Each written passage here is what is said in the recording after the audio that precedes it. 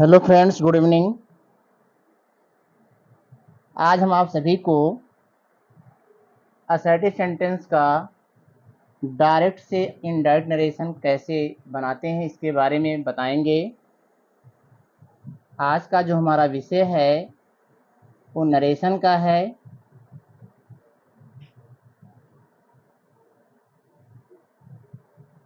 और अगर हम सेंटेंस की बात करें तो असर्टिव सेंटेंस। आज हम लोग पढ़ेंगे असर्टिव सेंटेंस का डायरेक्ट से इनडायरेक्ट बनाना। तो असर्टिव सेंटेंस का नरेशन बनाने के लिए इसका पहला नियम है, जब वाक्य में ऑब्जेक्ट ऑब्जेक्ट ना आया हो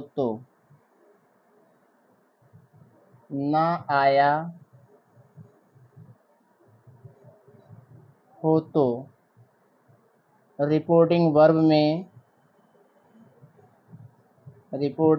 में कोई परिवर्तन नहीं करते हैं। कोई परिवर्तन नहीं करते हैं। ये असर्टिव सेंटेंस का नरेशन बनाने का पहला नियम है कि जब वाक्य में ऑब्जेक्ट ना आया हो तो रिपोर्टिंग वर्ब में कोई परिवर्तन नहीं करते। इट मीन्स जब रिपोर्टिंग वर्ब में कोई ऑब्जेक्ट ना आया हो तो उसमें कोई परिवर्तन हम लोग करते नहीं हैं। अगर सेंटेंस में रिपोर्टिंग वर्ब में सेड है तो इनडायरेक्ट बनाते समय सेड ही लिखेंगे। अगर सेज लिखा गया है तो इसमें भी कोई परिवर्तन नहीं करेंगे, सेज ही लिखेंगे। इसी तरीके से अगर से है इसमें भी कोई परिवर्तन नहीं करते हैं, से ही लिखेंगे। ये पहला नियम है।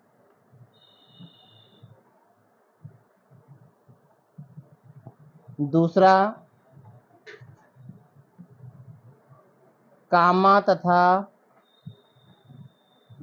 दूसरा नियम है कामा तथा इन्वर्टेड कामा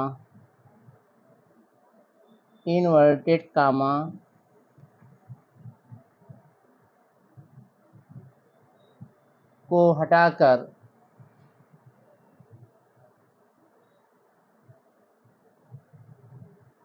कामा तथा इन्वर्टेड कामा को हटाकर कंजक्शन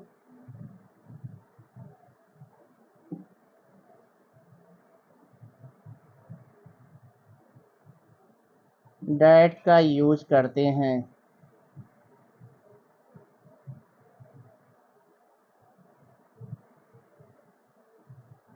दूसरा नियम क्या है?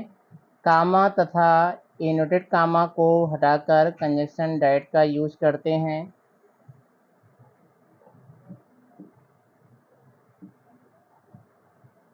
और तीसरा नियम है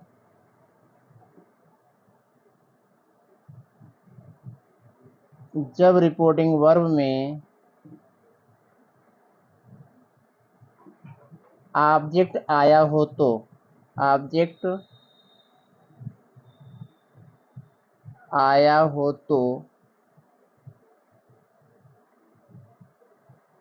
जब रिपोर्टिंग वर्ब में ऑब्जेक्ट आया हो तो उसे निम्न प्रकार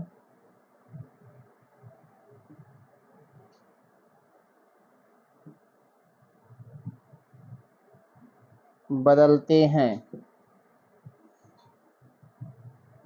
जैसे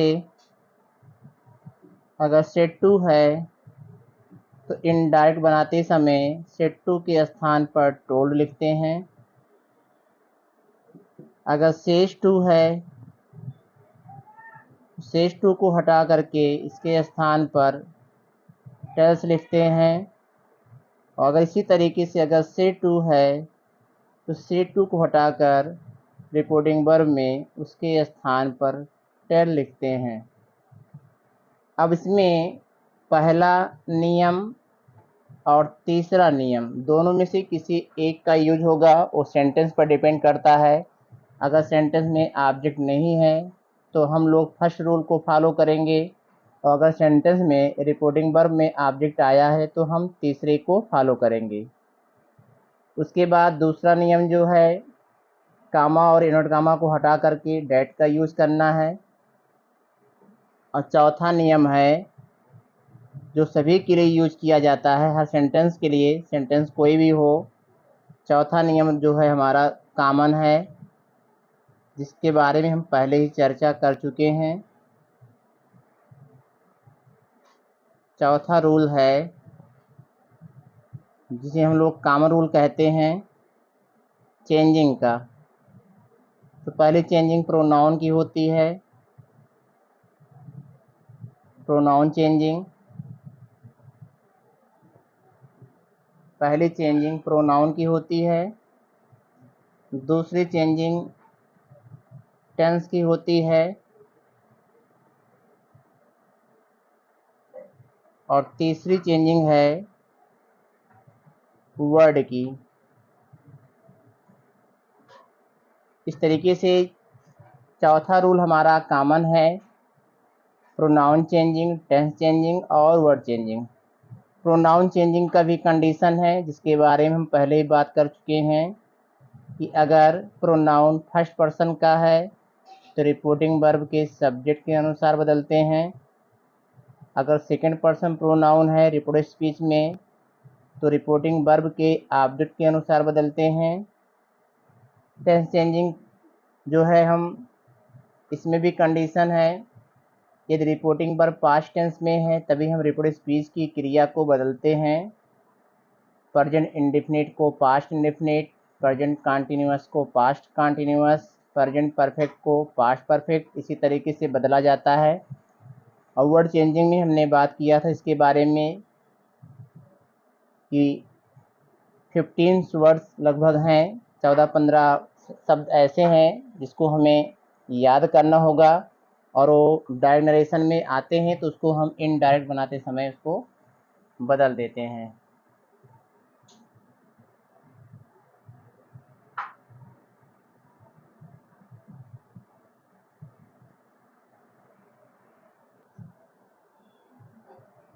हमारा एग्जाम्पल है,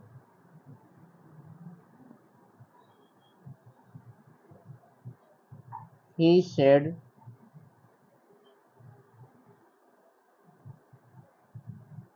I am working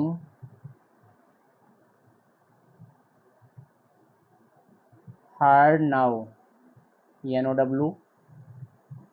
यह पहला एग्जाम्पल है,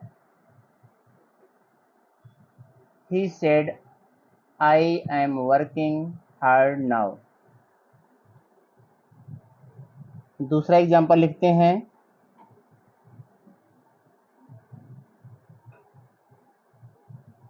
he said to me, comma, I am working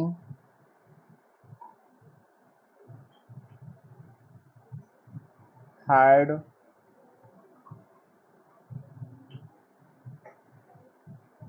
now।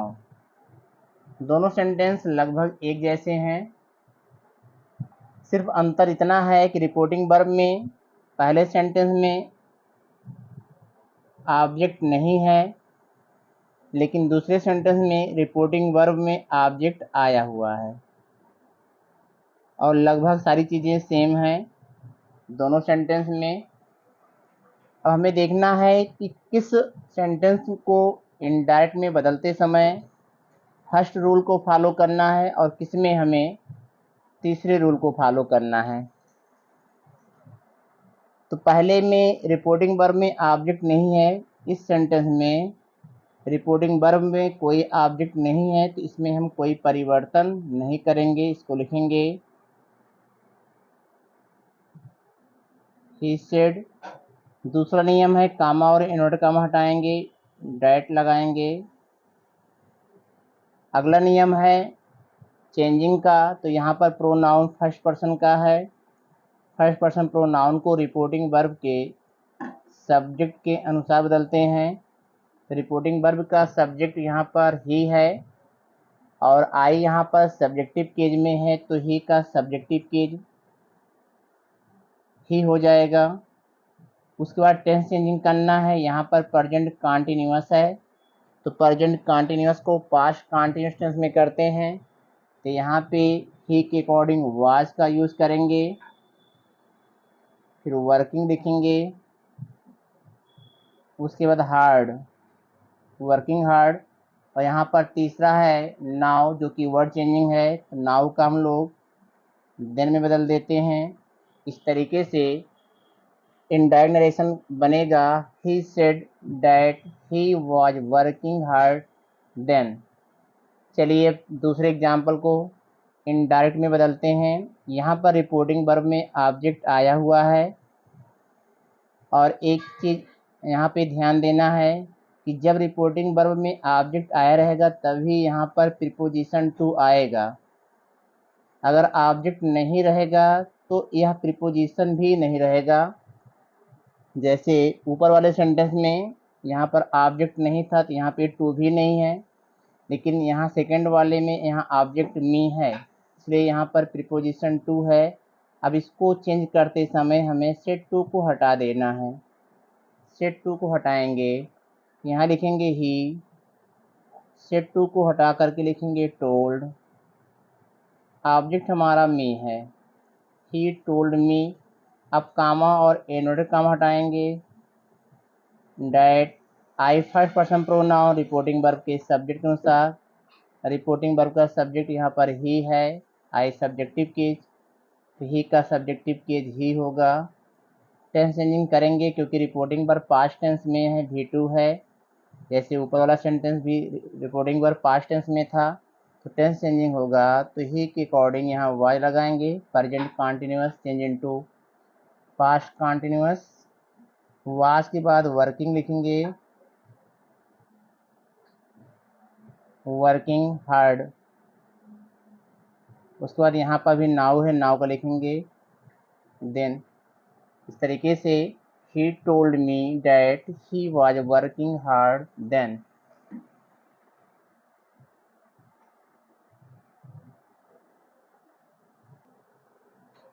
अगला एग्जाम्पल,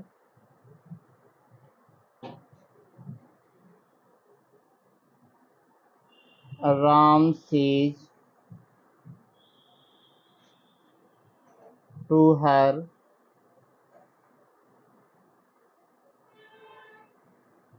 यू हैव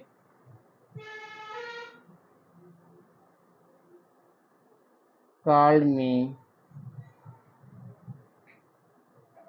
टुडे। अगला सेंटेंस है Ram says to her you have called me today. तो पहला काम है रिपोर्टेड स्पीच के सेंटेंस को पहचानना। और रिपोर्टेड स्पीच हम उसे कहते हैं जो इनवर्टेड कामा के अंदर में लिखा हुआ पार्ट होता है, उसी को हम लोग रिपोर्टेड स्पीच कहते हैं। इसी को पहचानना है कि कौन सा सेंटेंस है। तो you have called me today, यह सेंटेंस असर्टिव है। और असर्टिव सेंटेंस का नरेशन का नियम है कि जब रिपोर्टिंग वर्ब में ऑब्जेक्ट आता है तो रिपोर्टिंग वर्ब को हम निम्न प्रकार से चेंज करते हैं। सेज टू आया है तो सेज टू को हटा करके इसके स्थान पर टेल्स लिख देंगे, क्योंकि यहाँ पर ऑब्जेक्ट आया हुआ है। यदि ऑब्जेक्ट ना होता तो इसमें कोई परिवर्तन ना किया जाता। तो यहाँ पे लिखेंगे राम। राम को लिखने के बाद सेज टू के स्थान पर लिखेंगे टेल्स, और ऑब्जेक्ट है यहाँ पर हर, राम टेल्स हर हो गया। उसके बाद कामा और एनोडेड कामा के को हटाकर लिखेंगे यहाँ पर डैट।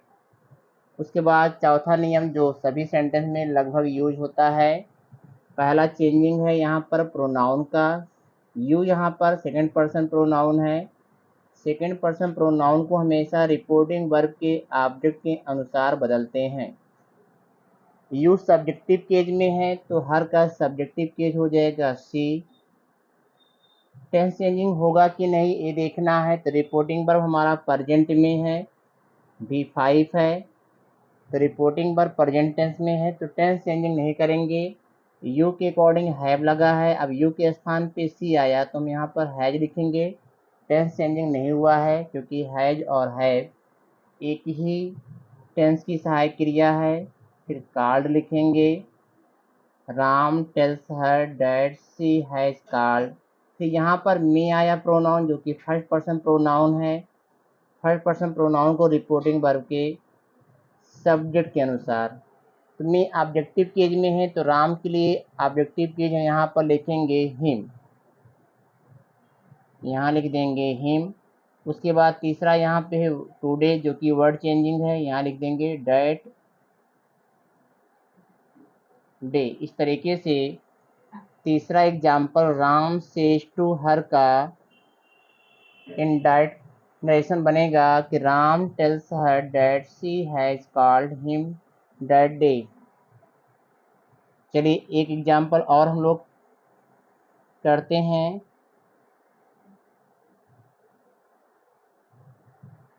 He said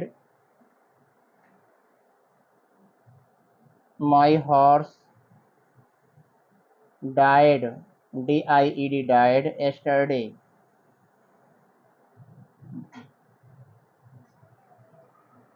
चौथा एग्जाम्पल है He said my horse died yesterday।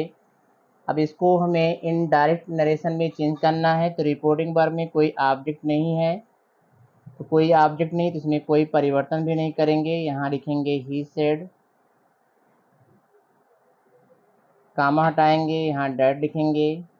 अब यहाँ पे पॉसेसिव एडजेक्टिव आया है माई जो कि फर्स्ट पर्सन का है, तो फर्स्ट पर्सन को हम रिपोर्टिंग वर्ब के सब्जेक्ट के अनुसार, तो यहाँ माई हमारा पॉसेसिव है तो पॉसेसिव ही का पॉसेसिव हो जाएगा यहाँ पर हिज हॉर्स हो जाएगा।